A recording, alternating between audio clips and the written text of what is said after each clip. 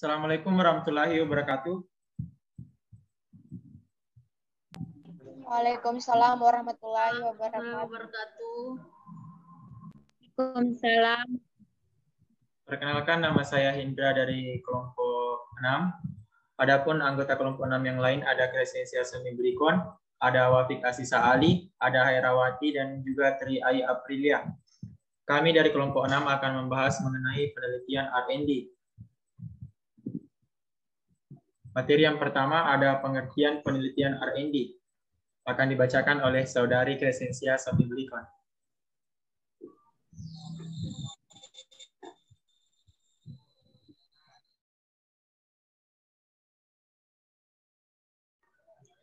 Baiklah, saya akan membacakan pengertian penelitian R&D.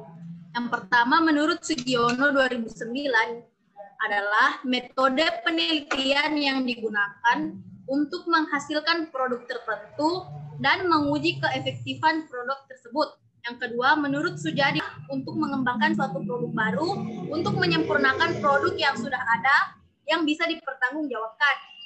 Yang ketiga, menurut Sunarto 2008, itu penelitian yang memiliki tujuan menghasilkan dan mengembangkan prototipe, desain, materi pembelajaran, media, strategi pembelajaran, alat evaluasi pendidikan, dan sebagainya. Yang keempat, menurut Borg dan Gell 1985, adalah metode penelitian yang digunakan untuk mengembangkan atau memvalidasi produk-produk yang digunakan dalam pendidikan dan pembelajaran.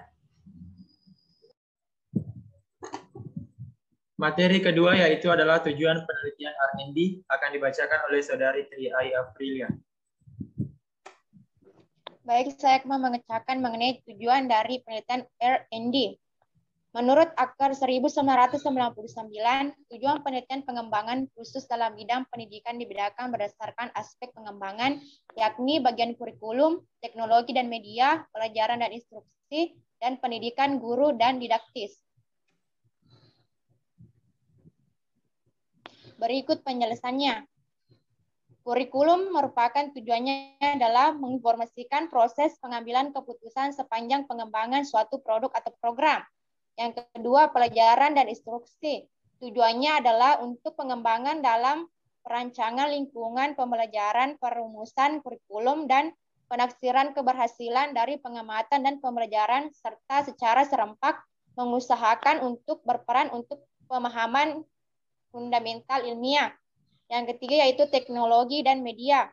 Tujuannya adalah untuk meningkatkan proses rancangan instruksional, pengembangan, dan evaluasi. Yang terakhir yaitu pendidikan guru dan didaktis.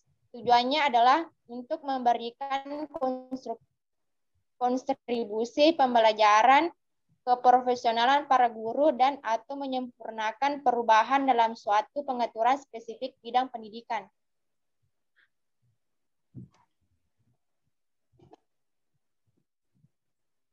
Nah, materi selanjutnya ada penyusunan laporan penelitian R&D yang akan dibacakan oleh Saudari Herawati.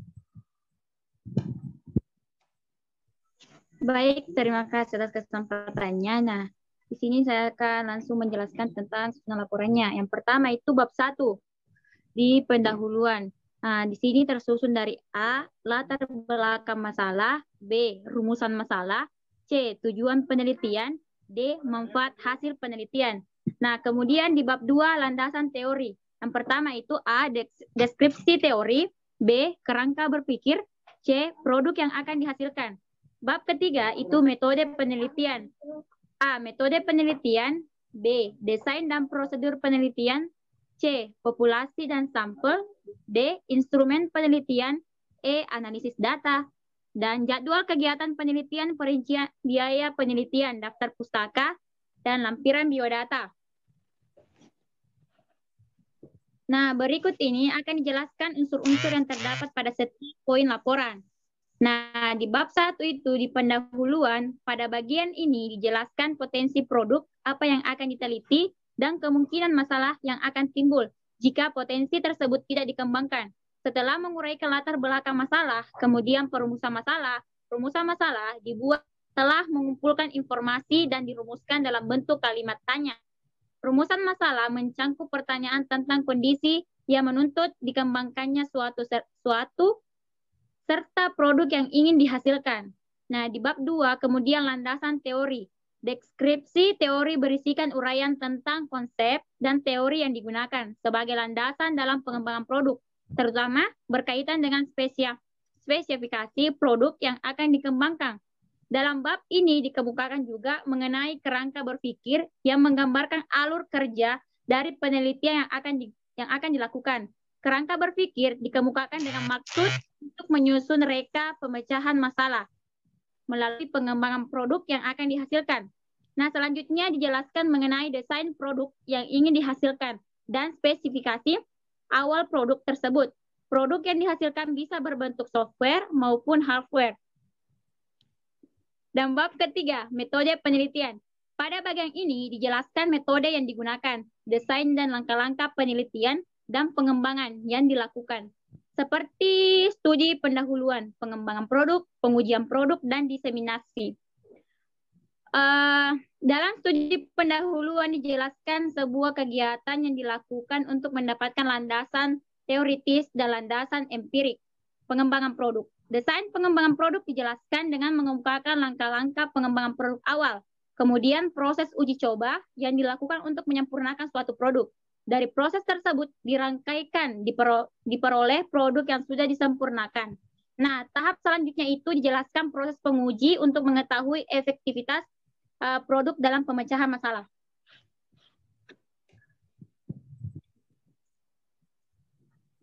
Nah, selanjutnya ada materi tentang kelebihan dan kekurangan penelitian R&D yang akan dibacakan oleh Saudari Wafik Asisa Ali.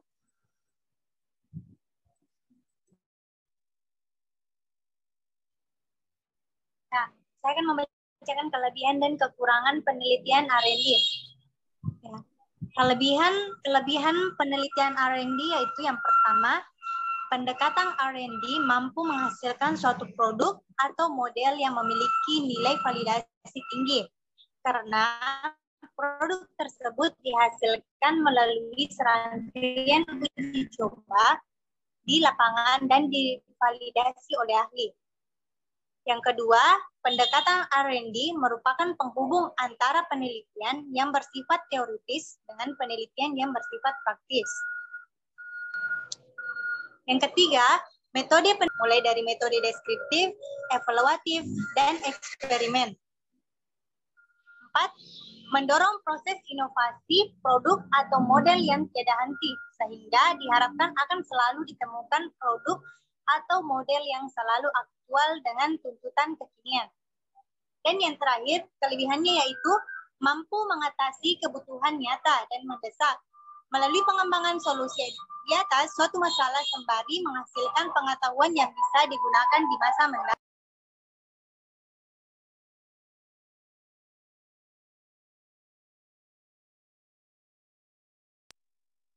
Adapun kekurangan dari penelitian R&D ini, pada prinsipnya memerlukan waktu yang relatif panjang karena prosedurnya yang harus ditempuh relatif kompleks. Yang kedua, tidak bisa digeneralisasikan secara utuh karena penelitian R&D ini ditunjukkan untuk memecahkan masalah here and now dan dibuat berdasar sampel, bukan populasi. Dan yang terakhir kekurangannya yaitu penelitian R&D memerlukan sumber dana dan sumber daya yang cukup besar. Itulah tadi kelebihan dan kekurangan penelitian.